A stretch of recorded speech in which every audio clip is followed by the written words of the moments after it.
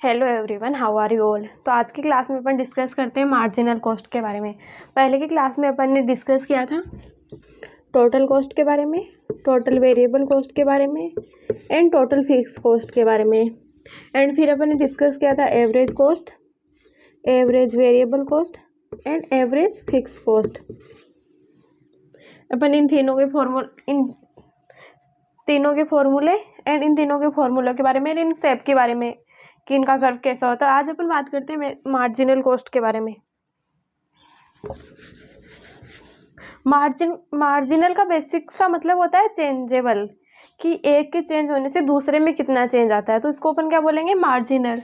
और इसका फॉर्मूला क्या होता है, M C is equal to T V C N minus T V C N minus one. And इसका दूसरा formula delta T V C divide by delta Q, कि हमारी टी वी सी की चेंज होने से और आउटपुट में कितना चेंज होता है, जिससे हमारी मार्जिनल कॉस्ट निकलती है। तो अपन एक एग्जांपल से समझते हैं basically.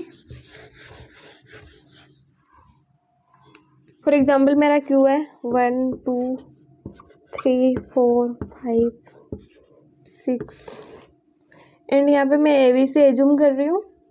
Basically upon A V से निकाल भी सकते हैं अगर हमारे पास T F C and T V C हो तो मैं बेसिकली अब मैं निकाल के अपन पूरा करते हैं।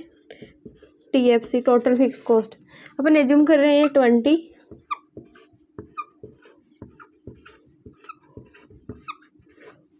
टोटल फिक्स कॉस्ट क्या है हमारी, फिक्स है।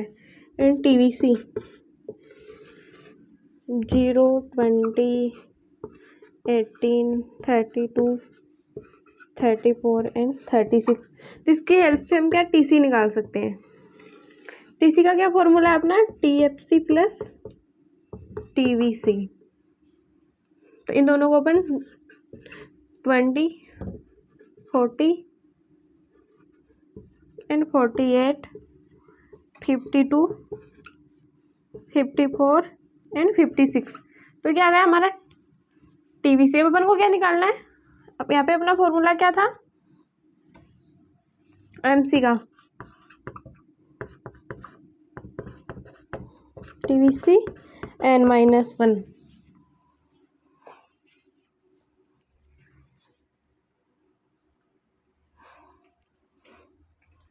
तो इसकी हेल्प से अपन एम सी कैसे निकालेंगे, इन दोनों के बीच का गैप। जैसे यहाँ पे 0 आ गया, फिर यहाँ पे 20 आ गया, इसमें से ये माइनस करा तो 8 आ गया, यहाँ पे माइनस किया तो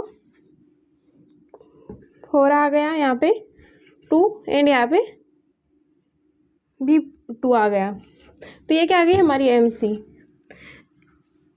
और एक हमारे पास दूसरा फॉर्मूला भी था, M C is equal to delta T V C divide by delta Q.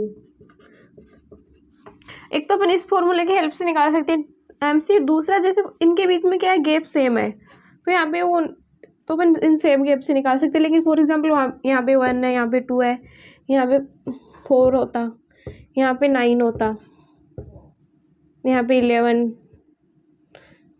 यहाँ पे 15। तो अगर इनके बीच में गैप सेम नहीं होता है तो अपन इस फॉर्मूले की हेल्प से एम सी निकालते हैं। जैसे मैं निकाल के बताती हूँ, यहाँ पे 20, तो इन दोनों के बीच में कितना गैप है, 1। तो यहाँ पे तो ये 20 आ गया, लेकिन फिर इनके बीच में फिर यहाँ पे कितना है 28, और इनके बीच में गैप कितना है 2 का। तो यहाँ पे 2 से इसको डिवाइड करेंगे तो अपना 14 आएगा। तो अपन इस तरह से भी एम सी निकाल सकते हैं।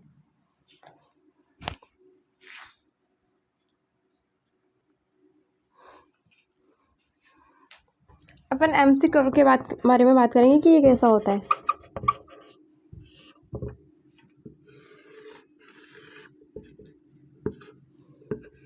यहाँ पे अपन ने लिया एम सी एंड यहाँ पे आउटपुट।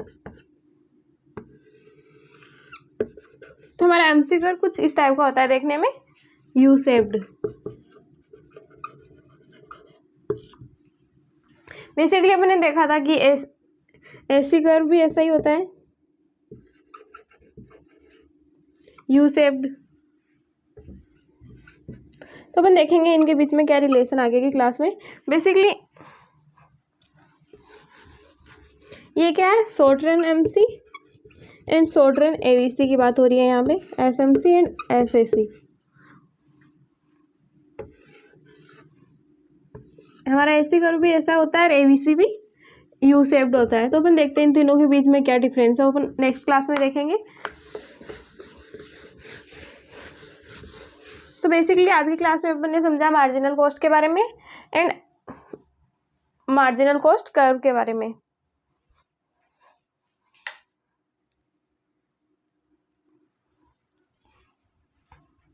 तो इस तरह से एमसी की डेफिनेशन क्या हो गई मार्जिनल कॉस्ट की, समझते हैं। It is defined as the additional cost to the total cost which is incurred for producing one more unit of output.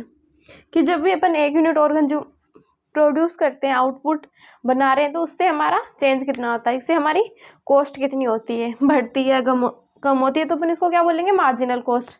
इसका बेसिकली मतलब क्या है, चेंजेबल।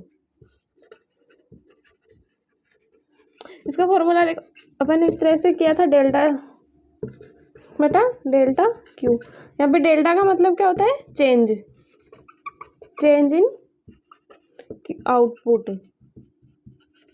तो हमारे वेरिएबल कॉस्ट में आउटपुट के चेंज होने से कितना चेंज आता है, तो इसको अपन क्या बोलेंगे, मार्जिनल कॉस्ट। तो is additional cost to the total cost which is incurred for producing one more unit output.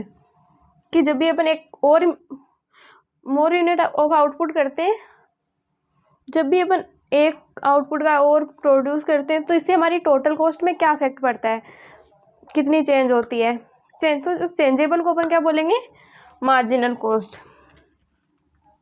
कि टीवीसी के चेंज होने से कितना चेंज होता है, तो इसको अपन बोलेंगे मार्जिनल कॉस्ट। तो I hope you all are understand meaning of the marginal cost. Thank you.